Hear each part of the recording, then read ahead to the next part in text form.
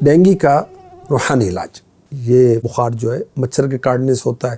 اللہ نہ کرے اگر کسی کو ڈینگی ہو جائے تو کیا کرے؟ یا سلام، سلام اللہ پاک کے صفاتی ناموں میں سے ایک نام، 111 دفعہ 111 ٹائم پڑھیں، پانی پر دم کریں اور پئیں۔ کوئی دم کر کے پلا دے جب بھی ٹھیک ہے، اور اٹھتے بیٹھتے چلتے پھرتے وضو بے وضو یا سلام یا سلام یا سلام یہ پڑھتے رہیں، انشاءاللہ سلامتی ملے گی۔ اور جو صحت مند ہے ڈینگی سے اور دیگر آفات سے بچنے کے لیے وہ بھی یا سلام پڑھتا رہے۔ یا حی یا قیوم، یا حی یا قیوم، یہ ورد بھی مصیبتوں اور پریشانیوں کو دور کرنے والا ہے۔ اسی طرح لا حول ولا قوت الا باللہ، اسے کثرت سے پڑھیں، پریشانیاں دور ہوں گی۔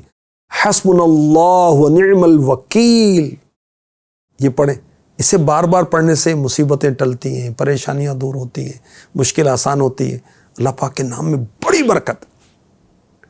اور اسی طرح یا مہیمن، یا مہیمن، اللہ کا صفاتی نام ہے مہیمن، یا مہیمن 29 دفعہ 29 ٹائمز اول آخر درود شریف پڑھیں، 11 دفعہ، اور پھر اپنے اوپر دم کر لیں۔